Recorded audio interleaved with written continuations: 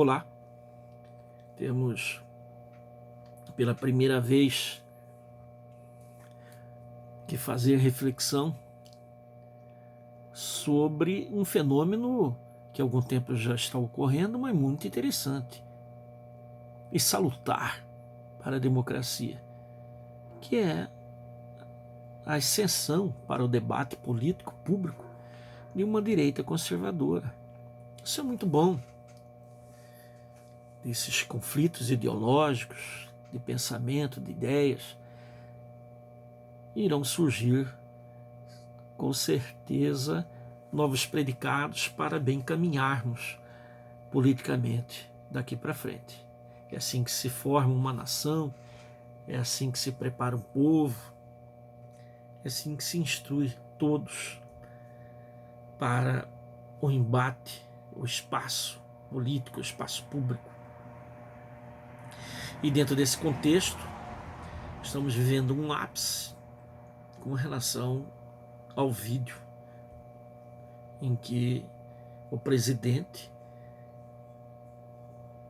se manifestou de forma fechada numa reunião ministerial e veio a público por decisão judicial.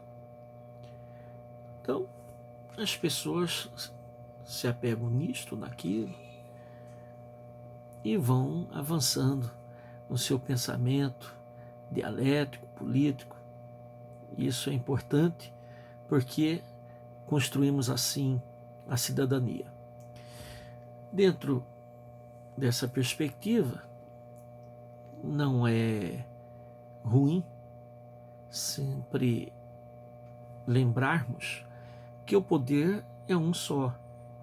A tripartição em legislativo, executivo e judiciário é só para facilitar a sua administração.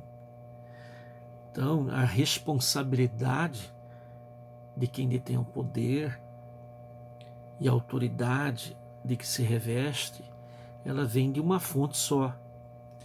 Ela vem do povo, que está inserido no próprio conceito de democracia, e da Constituição Federal e das leis infraconstitucionais, não obstante os tratados internacionais assinados pelo Brasil. Então, dentro desse contexto, o exercício da autoridade ele se torna mais complexo do que se imagina, porque você tem que dividir suas ideias, seu pensamento, sua vontade, sua voluntas, juntamente com os demais poderes. E aí sempre há conflito a ser considerado, sempre haverá arestas para que sejam aparadas, e nesse conflito de idas e vindas e idas, que um filósofo, Hegel, já havia previsto, é que se constrói, está a construir essa forma de convivência, tendo o Estado, o poder estatal, como um personagem central. Claro que isso não saiu de uma hora para outra. Isso saiu da mente de pessoas que pensaram pela civilização, desde os filósofos pré-socráticos e outros que ainda continuam nos alertando sobre tudo isso aí, sobre essa abstração, né? E que delas se faz concretude. Então nós fugimos, ou esperamos, melhor dizendo, e não fugimos, mas esperamos sempre estarmos dentro daquilo que Aristóteles considerava como uma virtude, um governo virtuoso. Platão, o governo dos sábios.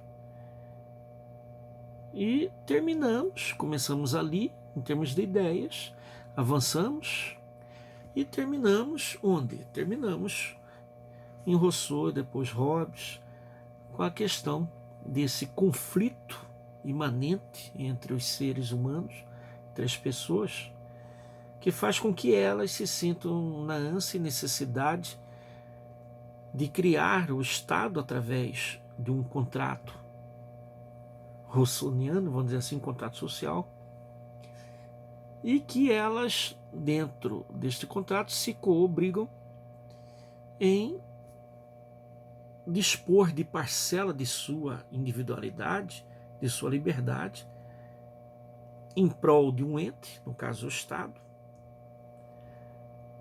e esse ente fica responsável para a administração da justiça e para a administração da segurança pública, para a construção de obras e etc. Então, a necessidade de termos o Estado nasce daí, porque a nossa natureza não nos permite viver sem o Estado. Engraçado isso. O ser, em essência, aquele ser que primeiro existe e depois é, previsto pelos existencialistas, esse ser que hoje é, briga entre si, e para que não tenhamos a lei do mais forte fisicamente, ou mesmo de coragem, colocamos essa administração do equilíbrio social nas mãos deste ente que detém a força para coibir qualquer abuso. Mas repito-se, esse ser criado o foi justamente porque passamos a nos conhecer. Sim. Então, o que se espera no exercício da autoridade? Se espera uma responsabilidade, um respeito a essa tripartição, essa manifestação do poder como posta. O respeito à Constituição, às leis e principalmente ao povo. Não há autoridade sem distanciamento, senão vira conversa de botequim. As autoridades têm essa responsabilidade de gritar silenciosamente. Desculpe a metáfora. Então, essas pessoas que detêm o poder são as pessoas que colocamos lá,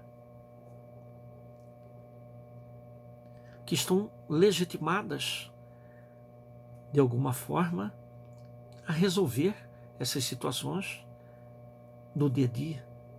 São nossos representantes. Todos eles, todos os poderes. Porque quem coloca ministro do Supremo Tribunal Federal, com a aprovação do Congresso Nacional, é o presidente. E quem coloca o presidente somos nós. Quem coloca o presidente no cargo somos nós. Então, que maravilha estarmos dispostos a esse embate, a essa discussão toda que se trava nos sites, na internet, nos grupos de WhatsApp, no Facebook, no Instagram e assim sucessivamente. Estamos, inclusive, aqui a discutir isso. Isso é possível graças a essa maravilhosa tecnologia que é a internet. Mas isso causa apreensão e tristeza muitas vezes, porque nem todos estão dispostos a reverenciar o conhecimento, a reverenciar a cultura e aqueles que sabem um pouquinho mais de um determinado assunto. Então, é triste e grave, de alguma forma, quando nos deparamos com comentários absolutamente imaturos, irresponsáveis e completamente ignorantes com relação a determinados assuntos da res pública, da coisa pública. E o papel daqueles que se especializaram e sabem um pouquinho mais é de fundamental importância no disciplinamento e no ensino disso tudo, na pulverização do saber e do conhecimento entre todos. É assim, e somente assim, se constrói uma nação virtuosa e com princípios. Voltaremos ao assunto. Abraço.